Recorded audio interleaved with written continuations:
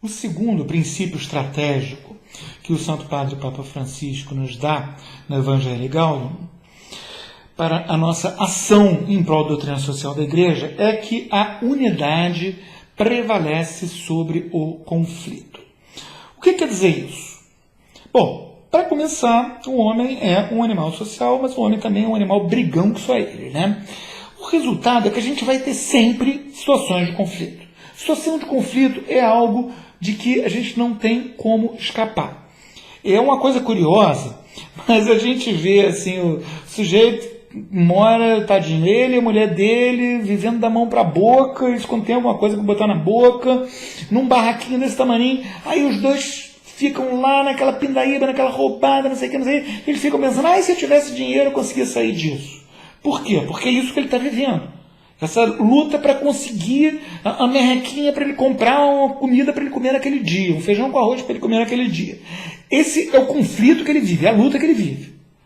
Agora o outro, que está lá, que é o dono de uma mega firma que vale zilhões de dólares, ele está preocupado com a condição geopolítica da África, que está impedindo com que ele faça negócios, até com que ele faça ações de caridade, e é tudo uma coisa muito complexa. Aí ele pensa, poxa, eu queria estar livre disso, eu queria ser uma pessoa simples e humilde, como aquele casalzinho que está lá naquele barraco, que não tem que lidar com esses problemas. E o casalzinho que está lá no barraco pensa que ele não tem problemas. Por quê? Porque o problema dele é outro. Gente, o conflito sempre existe, o problema sempre existe. Isso é da natureza humana. Então, o que a gente deve fazer para a gente conseguir lidar com esse conflito? Primeira coisa, a gente deve evitar, como em tudo, né? Em média virtude, a virtude está no meio, a gente deve evitar as duas armadilhas que o capeta bota dos dois lados da estrada. Uma armadilha é a mais fácil de cair para as pessoas que têm opiniões firmes, é focar o conflito. Aí a gente vai ter um horizonte reduzido a ele. A gente vai ficar, poxa, aqui, o conflito está aqui. Está aqui uma briga sobre se a gente deve botar postes do tipo A ou postes do tipo B na minha rua. Aí eu estou vendo isso daqui, daqui a pouco o meu vizinho virou meu inimigo por causa da besteira de qual é o tipo de poste. Porque eu só estou focando nisso, só estou pensando nisso. Eu só estou pensando nisso que me separa, que me divide. Gente, não posso, eu não posso fazer isso. A unidade prevalece sobre o conflito. Isso é o conflito. A unidade é tudo mais. Como nós vimos ao tratar da questão ecológica, do meio ambiente, né? E em tantas outras lições desse curso, a unidade é aquela ordem de todas as coisas. Nessa ordem de todas as coisas existem um monte de diferenças. Se a gente foca só na diferença, a gente se perde nela. O nosso horizonte se limita, a gente não consegue ver mais nada. De repente o mundo passa a ser eu contra ele, nós contra eles, a minha tribo contra a outra tribo. Não é por aí. A opção oposta é ignorar o conflito. Vamos fingir que isso não existe. Isso é muito desagradável, vamos fingir que isso não existe. Aí o que acontece? O conflito nunca é resolvido. Conflito que, não podemos esquecer, é real. Então, o que a gente pode fazer?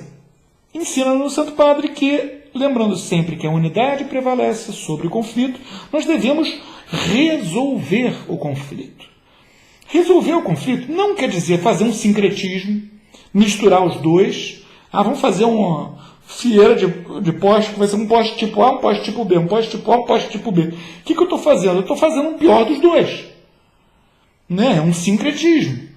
O sujeito que mistura catolicismo com candomblé, ele vai conseguir uma religião que não tem nem a riqueza mitológica do candomblé lá, de todas aquelas coisas que mal que bem são bem parecidas com a mitologia grega, uma coisa muito interessante para a gente aprender sobre o homem, nem vai ter o potencial de salvação e de verdade da religião verdadeira, católica.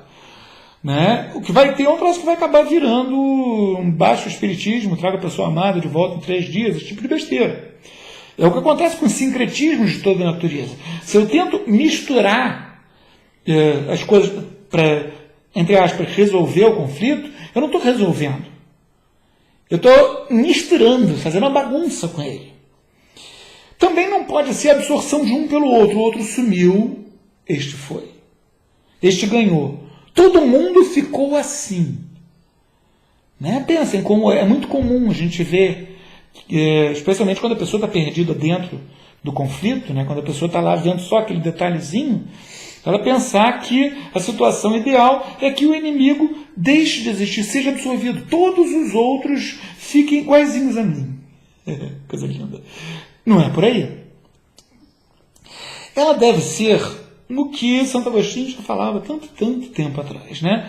A união no essencial, a diversidade no ocidental. Ou seja, existindo conflito, a gente deve reconhecer, bom, o fulano e Beltrano querem postes do tipo A. O Cicrano e o irmãozinho dele querem postes do tipo B. Bom, como que a gente vai lidar com isso? Primeiro, vamos voltar atrás. Por que vocês querem esse poste? Aí a gente vai descobrir que o ciclano acha que a luz daquele poste ela ilumina de uma maneira que impede que alguém ande pelas sombras. Já o Beltrano acha que aquele outro poste tem uma luz que deixa a rua com uma aparência mais agradável. Aí, poxa, a gente vai descobrir que, na verdade, os dois têm razões que são perfeitamente compatíveis. E que a gente poderia ter, talvez, um poste tipo C, não sei. Mas a gente tem que ver o que cada um deles está buscando. Qual o mérito daquilo que está sendo buscado? Porque as pessoas, elas não buscam a coisa por ela, elas buscam a coisa por outra. Normalmente, a coisa que é buscada é um meio para conseguir outra coisa. Ah, eu quero dinheiro. Eu quero dinheiro para quê? Eu quero dinheiro para comprar comida.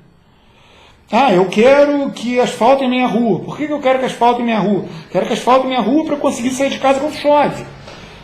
Então, o que eu quero, na verdade? O que eu quero, na verdade, é sair de casa quando chove.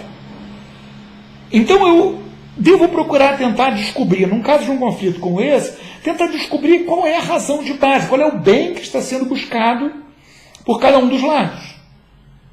E aí, a partir dessa descoberta, priorizando a unidade, porque vai ser ela o objetivo, não vai ser fazer com que ganhe o João ou o José, mesmo quando o João ou o José for eu, quer dizer, se eu for uma das partes envolvidas, eu devo tentar parar, sentar e examinar por que eu quero isso, eu devo parar, sentar e examinar por que o João quer isso, não é porque ele é um idiota, o João quer isso porque ele está visando um bem, algum bem, para tentar chegar a uma unidade em que talvez até a gente possa ter o melhor dos dois, uma coisa que funcione.